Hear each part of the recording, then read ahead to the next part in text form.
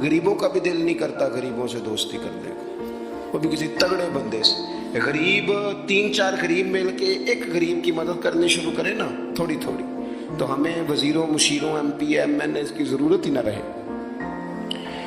امام حسین گزر رہے تھے، امام زین العابدین فرماتے ہیں کچھ لوگ زمین پہ بیٹھ کے روٹی کھا رہے تھے، تو انہوں نے امام صاحب سے کہا حضور آ گئے،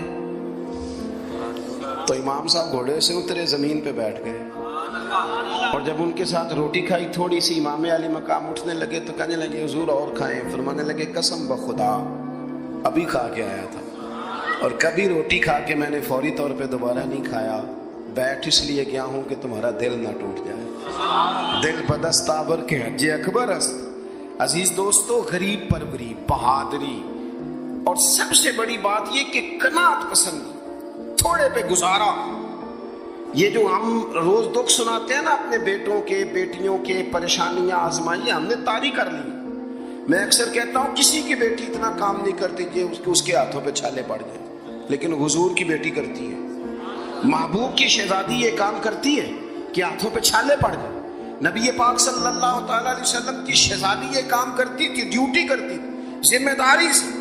اور کنز المال میں وہ چمکتے دمکتے لفظ حدیث کے موجود ہیں کہ اونٹ کے بالوں کی بنی ہوئی چادر اوڑھ کے سیدہ فاطمہ چکی پیس رہی، محبوب نے دیکھا، آنکھوں میں آنسو بھی آئے، پتہ فرمایا کیا؟ فرمایا فاطمہ بیٹا دنیا میں تھوڑی سی تکلیف برداشت کر، آخرت کی ساری عزتیں اللہ تجھے ہی عطا فرمائے گا۔ اپنے گھروں کے اندر یہ خوبصورت ماحول لائیں۔ اور پھر سب سے بڑی بات یہ تھی کہ ان کا جو رشتہ تھا نا مصلی کے ساتھ، سبحان اللہ، یہ اذان کس کی ہے؟ اذان ایک کا ہی جواب دینا ضروری ہوتا ہے جی، زیادہ اذانیں ہو رہی ہیں نا تو ایک کا ہی جواب دیا جاتا ہے، آپ توجہ کریں میری بات پر۔ عزیز دوستو، نبی پاک صلی اللہ بہت بڑی تگڑی ہے۔ او جناب، وہ آج کل جو ہمارے نقیبے محفل ہوتے ہیں نا، وہ تو کوئی صلی اللہ علیہ وسلم، ہمارے جو محفل کے اسٹیج سیکٹری ہوتے ہیں وہ تو کوئی 3-4 منٹ لگاتے ہیں جنت میں بھیجنے میں، پر نعت خواں تو 1.5 منٹ ہی لگاتا ہے، اندر تسی جلسہ کراؤ تو جنت واڈی۔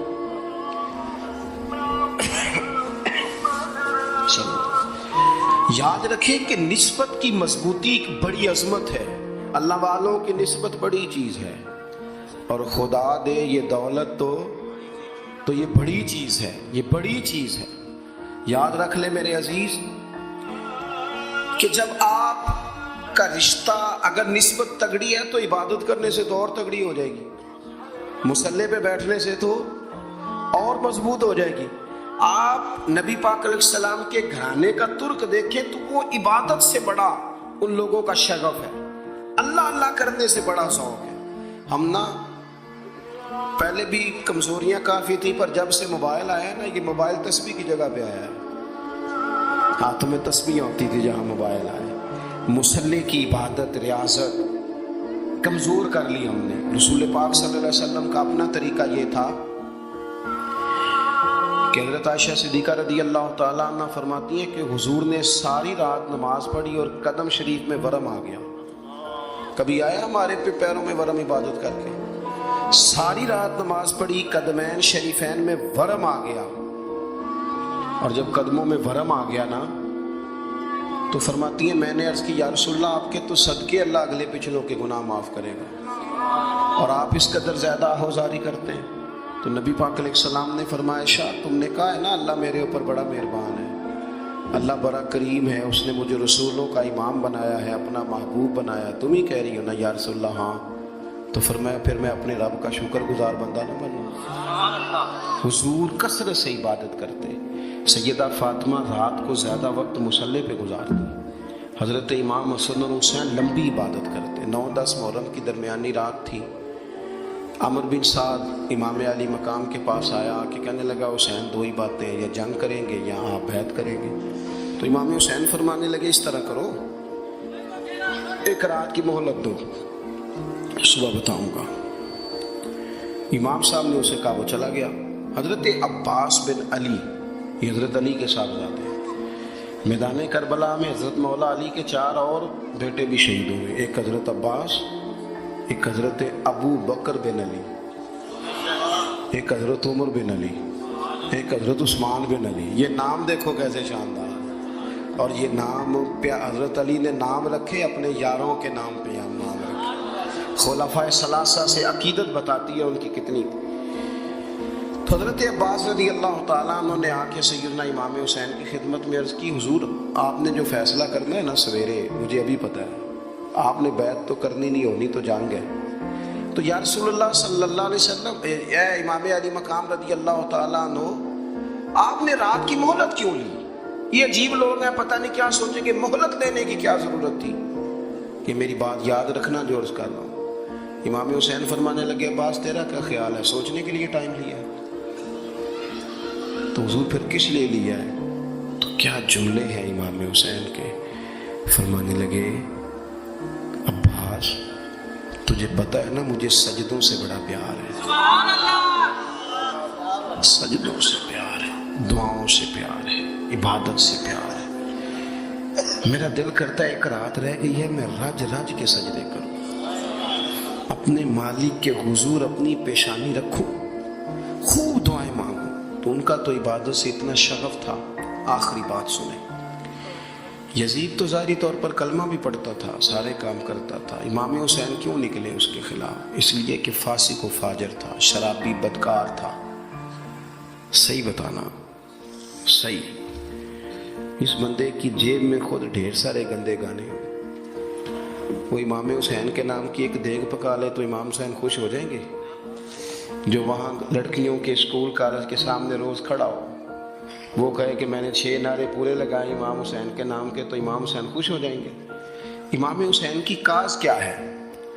وہ کہتے ہیں کہ ایسے لوگ جو فاسق و فاجر ہوں، اعلانیہ گناہ کرنے والے، وہ کبھی بھی اعلان حکومت میں آنے نہیں چاہیے. اور اگر ہم سپورٹر ووٹر ان لوگوں کے ہوں، ہم انہی لوگوں کے سپورٹر ووٹر ہوں جو ظالم ہیں، فاسق و فاجر ہیں، اور ہم بات کریں امام حسین کی، ہم سے نہ رقم ہوں گے قصید یزید کے. ہم لوگ تو حسین کے سیرت نگار ہیں. دورنگی چھوڑ کے یک رنگ ہو جا، سراسر موم ہو جا یا سنگ ہو جا، آپ کبھی کسی ظالم کے سپورٹر نہ بنے. کبھی بھی آپ کو پتا چل گیا بندہ غلط ہے تو ڈٹنا سیکھے، کھڑے ہونا سیکھے. وَلَا تَحْسَبَنَّ اللَّهَ غَافِلًا عَمَّا يَعْمَلُ الظَّالِمُونَ. اللہ ظالموں کے کاموں سے بے خبر نہیں ہے. کبھی کسی ظالم کی سپورٹ نہ کرے، کبھی بھی. میرے نبی پاک علیہ السلام نے فرمایا، جس نے زمین کی ایک بالشت پر ظلم کیا نا، اللہ 7 زمینوں کا توق بنا کے قیامت کے دن اس کے گلے میں ڈال دے گا. کبھی کسی ظالم کے ساتھ کھڑے نہ ہونا، کبھی بھی. ایک منٹ کے لیے. وہ ایک دفعہ ایران کا ایک بادشاہ تھا، تو اس نے سوچا کہ میں اپنے بیٹے کو نا گھوڑ سواری سکھا لی ہے، تیر اندازی سکھائی ہے، تو میں نا اسے دین بھی پڑھاؤں. اس نے ایک بزرگ عالم کا انتخاب کیا، کہا میرے بیٹے کو آپ نا کتاب و سنت پڑھائیں. تو بچہ ایک زمانہ استاد کے پاس کئی سال جاتا رہا. جب اس کی تعلیم مکمل ہو گئی نا، تو ایک دن فارغ ہو گیا. جس طرح ہمارے ہاں چلے آمین ہوتی ہے یا دستار ہوتی ہے، بچے کی تکمیل ہو گئی. ایک دن ویسے ہی استاد صاحب نے گھر بلایا، کہا پتر میرے پاس آؤ. بچہ چلا گیا تو استاد صاحب نے اندر سے کنڈی لگا لی اور بچے کو کافی سارے تھپڑ مارے، کھینچا، زد و کوب کیا. ماں بچے نے گھر آ کے والد کو شکایت لگائی تو والد کہنے لگے، پتر تیرے استاد عالم فاضل بندے ایسے بلا وجہ مارا، میری سمجھ میں نہیں آتا. ماں کو کہا تو اماں کہنے لگی، پتر تیرا باپ کہتا تو ٹھیک ہے، چلو حالات بدل گئے، زمانہ بیت گیا. وہ بادشاہ فوت ہو گیا، یہ بیٹا تخت پہ بیٹھا. اب وہ درد نہیں جاتا تھا اندر سے کہ استاد نے زیادتی کی میرے ساتھ. اس نے پہلا حکم یہ جاری کیا کہ میرے استاد کو بلاؤ.